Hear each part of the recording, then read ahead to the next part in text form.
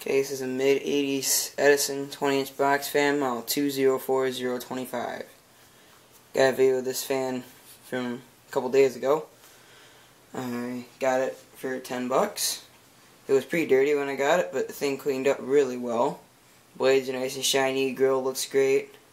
That area on top where the rust was, the rust literally washed off with the cleaner, so now it's just got kind of a big scrape right there, but maybe I'll see if I can't find like a paint marker or something that's pretty close to the fan's original color and touch that up real quick. Because the rest of this fan has no rust anywhere, so I definitely don't want to repaint this fan, because there's really no point. The rest of the fan's perfect but that one area. And also all the little like scrapes and stuff that were kind of a greenish color, they all washed off right there too. So now you can see it's just a big open metal scrape spot. There's one little mark left right there, it didn't come off. Upon cleaning the handle on this thing, I did find what was left of an N. So this one did say Edison on the handle at one point in its life.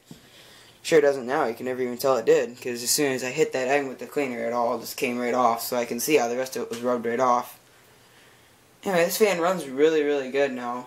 It actually sped up and got louder when I cleaned it. I expected it to kind of slow down a little bit because the blades would have, you know, like less drag on the airflow and be able to shove more air. But no, instead it sped up and got even louder than it was before. But that's alright. And it actually was not well oiled. It had disgusting black oil in the bearings, so I'm not sure how it ran so good. But now it's all filled up with zoom spout and it's ready to go for a long time. Maybe I'll use this one in the shop. It moves pretty good air on high.